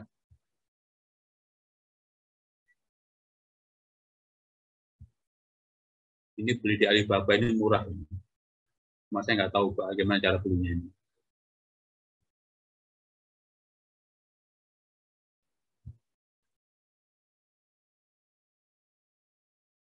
Karena ini sudah masuk ke, nah ini reverse osmosis seperti ini. Lihat, bandingkan dengan ultra ya. Yang ini masih ultra ini masih PVC semua nih, ya. Ini juga bertekanan pakai ultra, ultrafiltrasi bertekanan juga, tapi masih pakai PVC. Sedangkan kalau RO udah besi semua, ya. Kenapa besi semua? Ya karena tekanannya juga besar, ya. Dan airnya juga kualitasnya tinggi. Ya.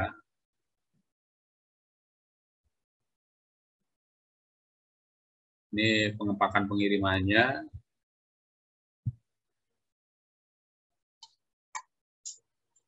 Hanya saja dia nggak dikasih sebut, nggak sebut nggak ya spesifikasi tekniknya. Oh dia minta, kalau kita minta juga dikasih ini.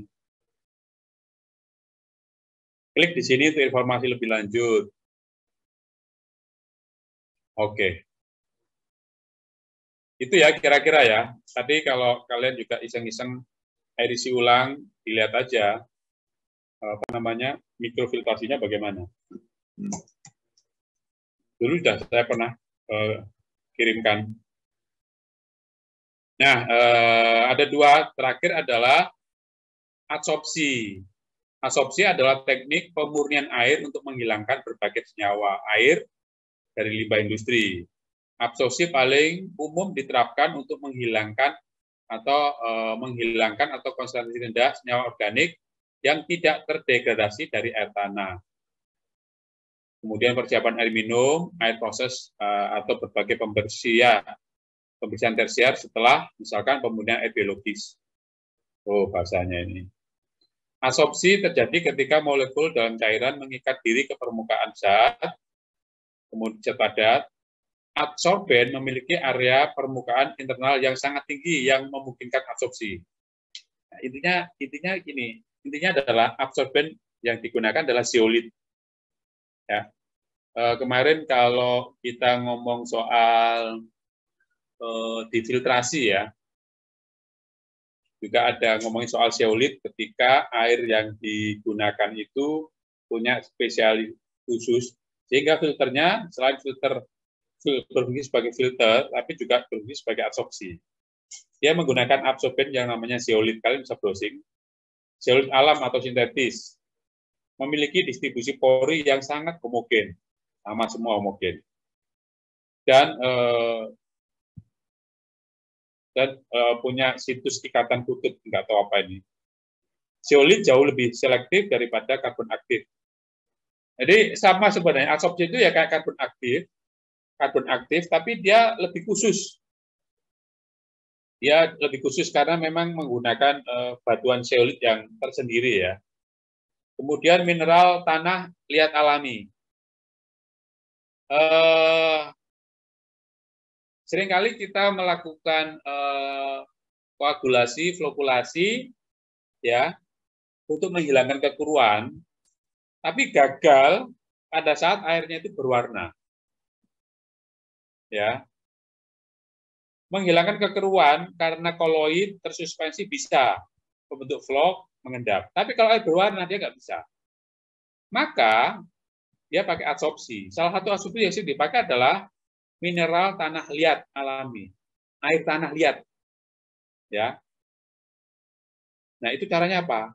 Airnya itu dikasih tanah liat, aduk, ya. Nanti kemudian dibiarkan mengendap. Maka warnanya yang organik itu akan teradsorb dalam bentuk endapan, ya, dalam bentuk endapan yang kayak vlog-vlog itu. Tapi ini dia menggunakan tanah liat, ya kan?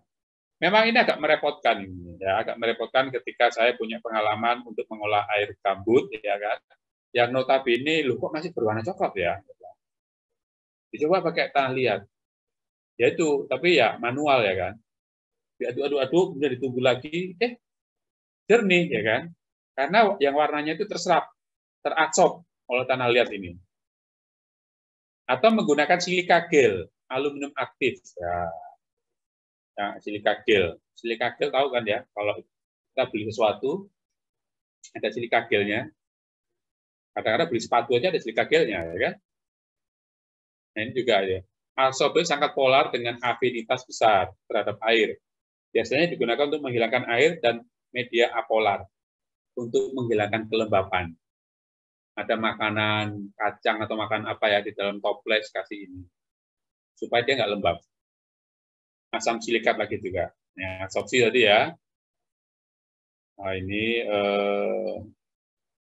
ya ini juga adsorpsi, tapi dia menggunakan ini karbon aktif diresapi secara kimia untuk meningkatkan aktivitasnya. Jadi karbon aktif, karbon yang diaktifkan dikasih bahan kimia. Kalau karbon ini bayangannya kalian adalah arang ya, karbon itu arang.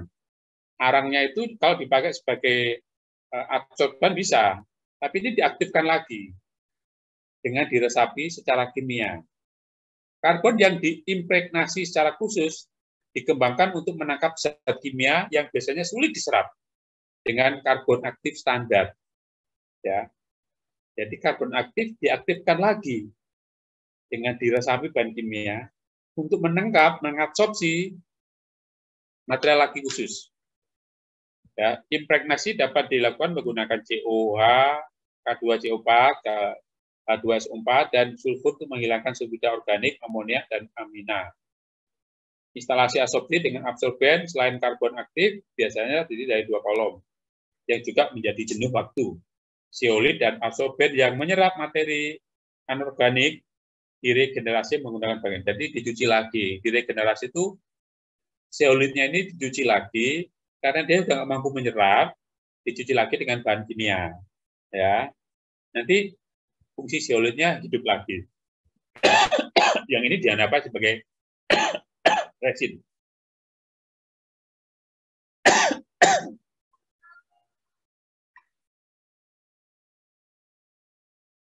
Saya izin nambahin buat autopsi. Jadi untuk autopsi ini teman-teman, saya pernah ngelakuin percobaan pas lagi kuliah S2. Apa namanya, karbon aktif itu dia juga bisa sama ya, diaktifasi lagi. Salah satunya caranya bisa dengan cara kimia. Tadi misalnya dicampurkan dengan suatu larutan, ataupun misalnya diaktifasi secara fisika gitu. Secara fisika gimana gitu? Biasanya dikeringkan lagi gitu. Nah, jadi apa namanya, ketika porinya kan adsorben ini kan secara mudahnya gitu ya, mereka tuh suatu material yang ada porinya, dan kalau misalnya porinya udah penuh nggak bisa nyerap lagi gitu, maka perlu ada reaktivasi lagi. Kalau misalnya apa namanya, yang udah penuh ini top dipakai gitu ya, malah bisa jadi desorpsi, atau yang tadinya materialnya udah masuk gitu ya ke dalam porinya, malah jadi lepas lagi kayak gitu. Tentunya kayak gitu. Jadi si adsorpsi ini menarik gitu ya. Dia bisa dimanfaatkan apa namanya, untuk senyawa-senyawa tadi ya, sulfida organik, amoniak dan amina gitu. Waktu dulu saya lupa apa namanya, polutannya apa gitu ya, yang jadi zat yang mau diabsorpsinya. Tapi akhirnya apa namanya, si pengukurannya kalau nggak salah pakai AS gitu. Jadi logam kalau nggak salah. Saya itu dulu ngadsorpsi logam. Ya, betul. Seru ini kalau bisa praktikum. Ya Pak, Pak Timo udah belum? Atau... Iya. Jadi ini seru ini ya. Oke. Terakhir adalah pertukaran ion. Ya. Pertukaran ion adalah metode pengelolaan air di mana satu atau lebih kontaminan ion yang tidak dikehendaki, ya, satu atau lebih ion yang tidak dikehendaki dikeluarkan dari air, ya, dengan menukar dengan zat ionik lain yang tidak dapat ditolak atau kurang disukai. Pertemanan dari circle dikeluarkan, ya.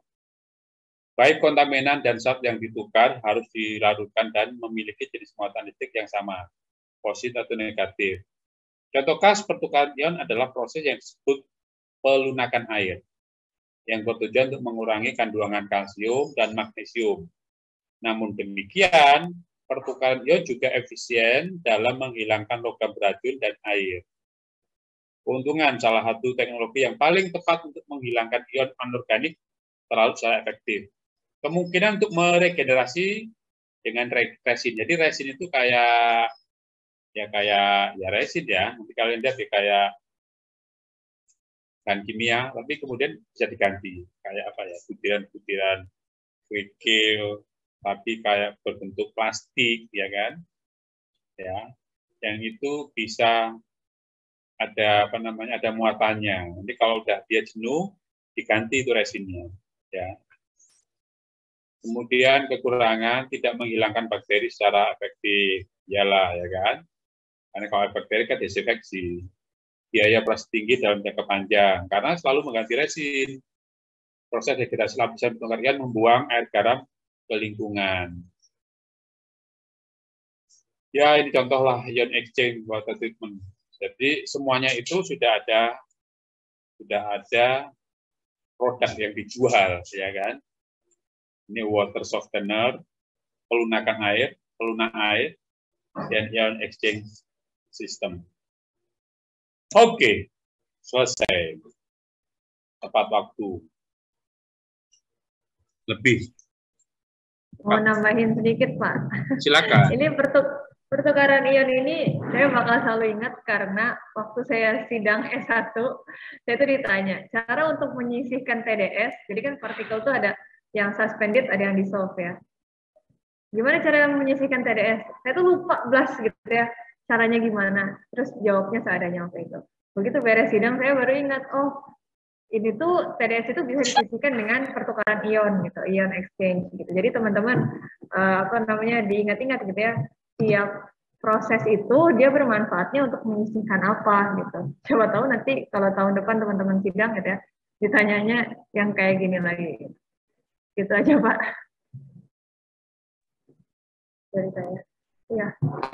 Karena ini udah selesai kelasnya teman-teman, boleh di on cam dulu. Seperti biasa kita presentasi.